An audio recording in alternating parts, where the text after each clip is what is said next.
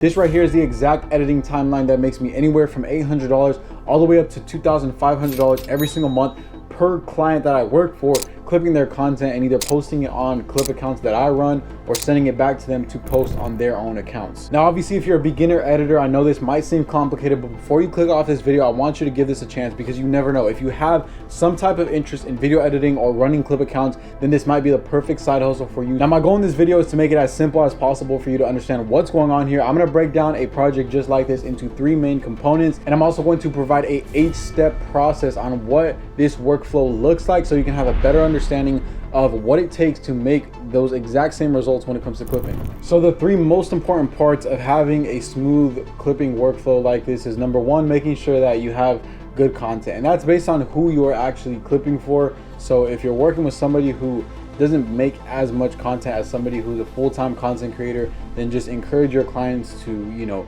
make more content for you to work with. If you're clipping for a campaign on whop or on Discord, then most likely the people who you choose to clip for will have a ton of content. So usually this is not a big issue when it comes to clipping. Number 2 is just organizing all your content. You want to make sure that you organize all the pieces of footage that you have available in folders within your computer, and then also in bins within your editing software. Making sure that you organize your footage with titles and in different folders is most important. A lot of people overlook this when they're first starting out. And then once you put it in your editing software, I'm going to give you an example right here what it should look like. You should have bins that organize your footage as well. Set up these folders within your editing software so that you don't have to be confused and it's not messy, it's not sloppy. One of the main things to understand is that when you are clipping, these editing timelines are going to get pretty big if you follow this workflow. So you need to have a very organized feel so you don't get overwhelmed as time goes by. The most important thing is not overwhelming yourself. So you want to make sure that when you put a new piece of footage in your timeline that you're taking it piece by piece. Do not jump back and forth between footages just because you think that there's a better clip in the next footage. Get done with one piece of footage first, completely done with it before moving on to the next. Okay, let's jump straight into the actual workflow of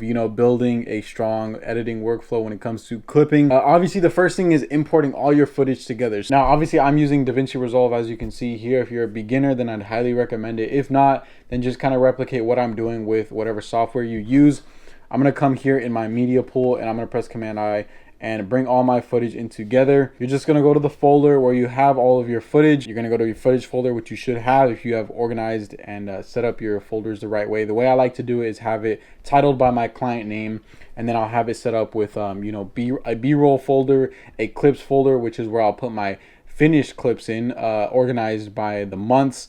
Then I'll have my raw footage folder, my images, my music, my pre-cuts, things like that. So for now, I'm going to be bringing footage out of my footage folder. I'm going to highlight all of this. Like I said, when you download the footage from your creator, make sure to put it in a footage folder and then import it all together into your timeline. Now, if there's any footage that you want to prioritize, then obviously prioritize it first.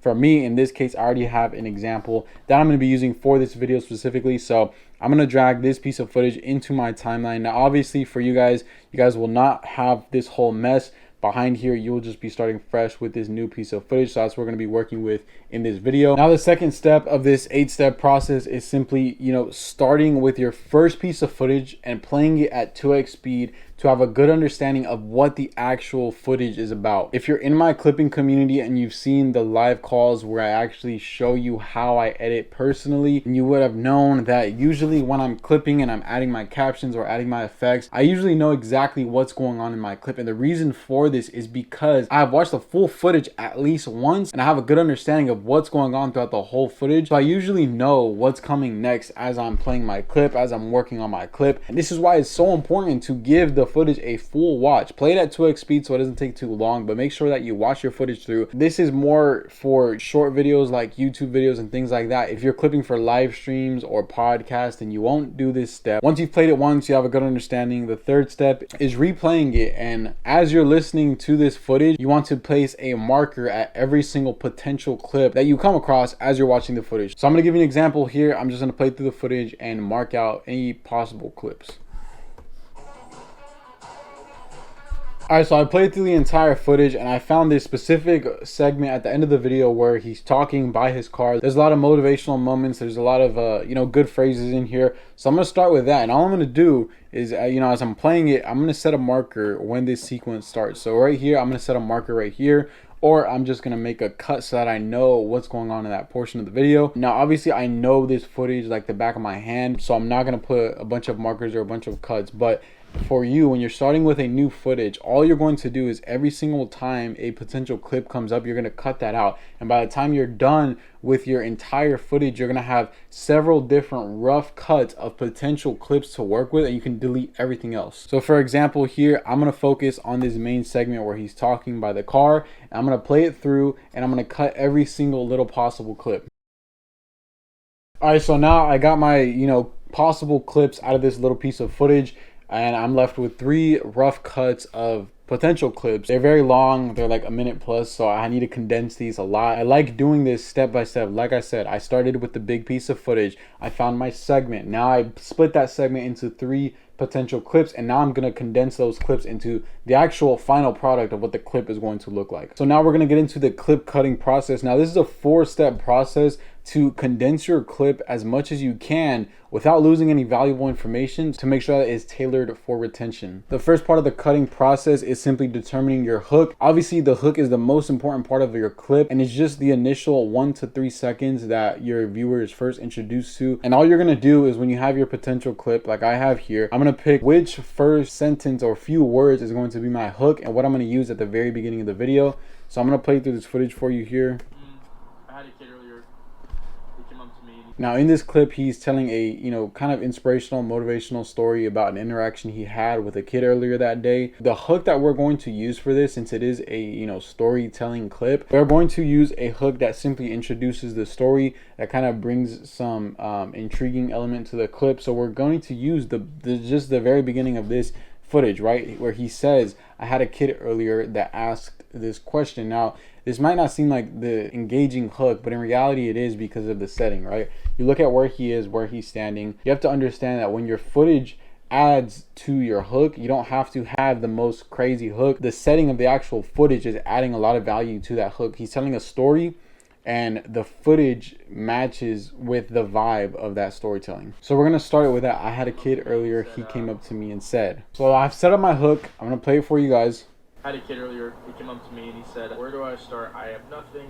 Now again, like I said, the setting, the mood, the theme, all aligns with the hook, and that's what makes it a perfect hook. And if you guys don't know, this video got 500,000 views on Instagram and TikTok, so this is proven to be a viral clip, and that's why I'm using it as an example. So the most important things that make this such a good hook, and if you have footage like this with whoever you're clipping for, then you can replicate this exact same hook, is the setting, right? The lighting, the footage, it looks great. He's standing by his car.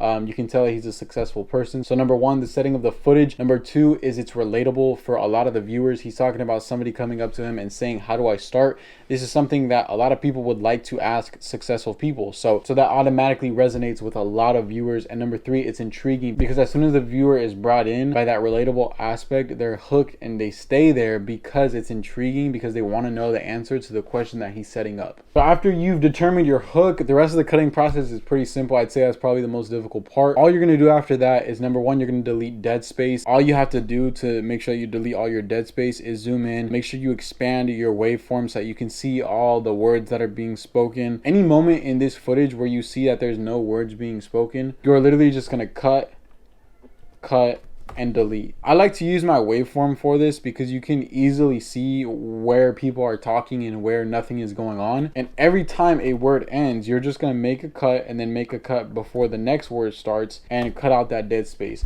So you're just going to go through the entire clip and delete every single piece of dead space and make sure that your cuts are clean. So all you're going to do is, cut before the dead space and then cut right before the next word, shift delete it, and then just give it a quick playback to make sure that no words are being cut off, no words are being, left out, and just make sure that everything flows very nicely. So more dead space right here. Like I said, cut, and then just delete that, cut,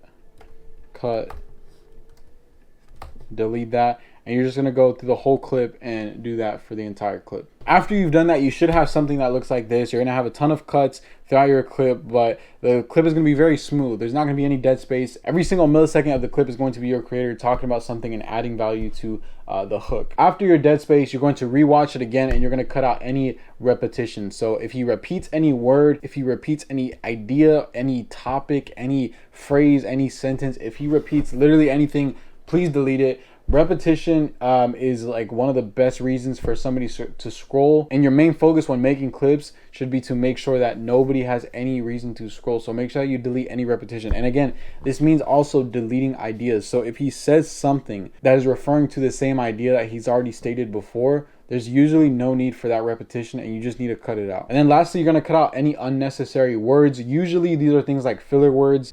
And I want you to be very particular with the words that you are leaving into your clip, because remember, one single word that does not continue the story or add value to the story, if it does not feel like it all flows together, if there's anything in there that's unnecessary, it's just giving your viewer a chance, an opportunity to scroll away from your video. Now, once you're done with this whole cutting process, you're going to have a very, very clean cut clip with no repetition, no unnecessary words. You're gonna have your hook set up, you're gonna have your dead space removed, and now you can finally work on the last part of your clipping process, which is formatting your clip, adding effects, and adding sound effects. So formatting is simply figuring out how you're going to, make your clip look and how it's going to be styled. There's a couple different ways of doing this. Number one, if you want your clip to be a vertical clip like you see me doing here, then just make sure that you do that. That's all formatting is. If you don't want it to be a vertical clip, then you're just gonna format it to however zoomed in you want it to be or zoomed out you want it to be. If you want it to have that square effect, you're going to add that effect, but here is where you finally do the formatting. If you want it to have a blurry background, you're just gonna copy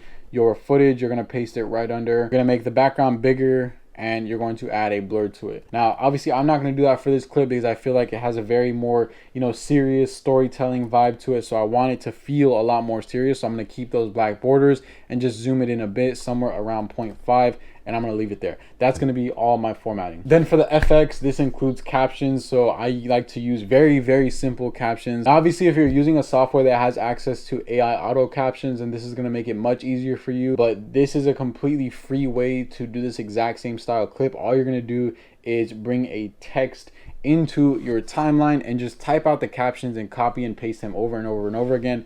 And obviously the first part of this is styling your text. So what I like to do is simply add a drop shadow and a camera shake to my text. For the drop shadow, I like to turn the strength all the way up, the distance all the way down, and the blur slightly down so that it kind of gives it this little very subtle shadow effect. For the camera shake, the speed goes very, very low. The motion scale goes to about 0.5 or 0.6. Speed goes down to 0.12. Then my tilt, rotation, and PTR speed go down to about 0.2, and my zoom to crop goes all the way down. Now, for some of you that are using different softwares, obviously these settings are going to be different, but the main idea is just giving it a very subtle shadow in the background, and then also giving it this floating animation so it doesn't feel so stationary. Now, once I've set up those effects, all I'm going to do is copy that same exact text, and I'm going to start typing the captions out. So the first thing he says is, I had a kid earlier. Then I'm going to paste it as the next words are starting. And just like that, I'm going to type out my captions. Now, I like to keep my captions just in one line, so I'm not going to have anything,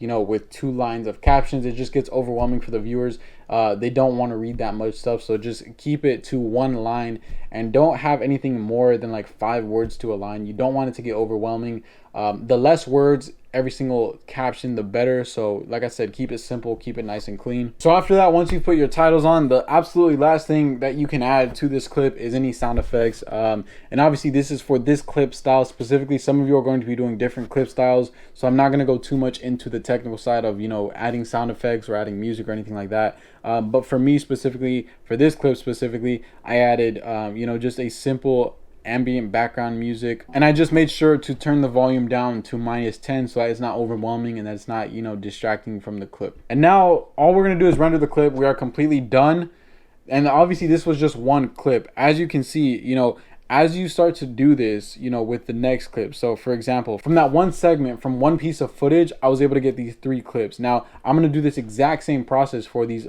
next 2 clips, and then do the exact same process for another segment of the footage, and do the exact same process for 5-10 more YouTube videos.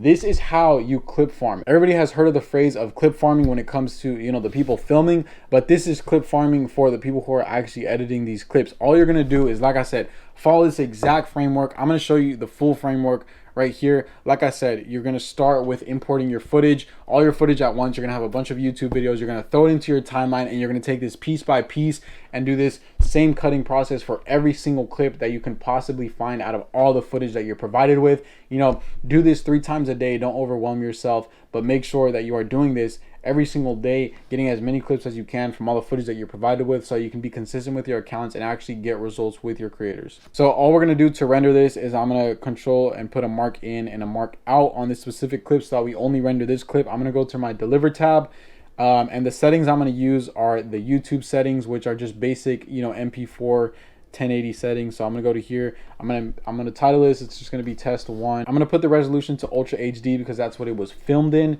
And I'm gonna just make sure I'm using vertical resolution. I'm gonna add to render queue and render it. Now it's the complete workflow for, you know, taking a long piece of footage, finding your clips, condensing your clips, and then, you know, adding any effects that you want to add to your clips. That is the full workflow. Just to, you know, kind of recap here, the main idea is that you want to make sure that you set yourself up for success for the long run of, you know, editing these clips. You're importing all your footage together, you're organizing it in your folders and your bins in your computer, and you're taking it step by step. You're not overwhelming yourself. You're taking your whole footage, you're finding the segments of that footage that have clippable moments. Then you are going through those segments and actually cutting out those clippable moments. Then with those clippable moments, you are condensing them down and using this cutting process to make sure that you get a perfectly cut clip. And then you're adding your effects, and then you're rendering, and you're just going to do this on a day-to-day basis. This is the exact same workflow that I use for every single one of my clients that I do this clipping for.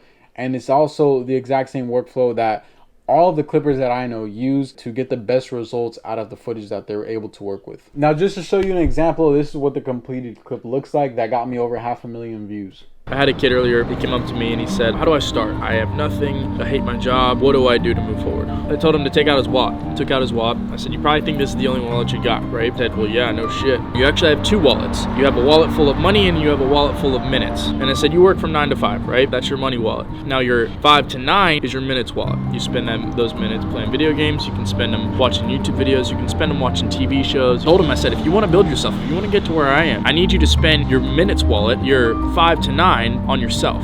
I need you to spend them investing in your skills, investing in knowledge on YouTube, knowledge from people on the internet, knowledge from books, courses, mentorships, whatever it is, wherever you can get the knowledge, get the knowledge. And that is your completed clip. And now I've made, you know, hundreds of these exact same clips from all the footage that I'm provided from this creator. And that's exactly how I was able to grow my clip account for this creator to over 10,000 followers in only a couple months.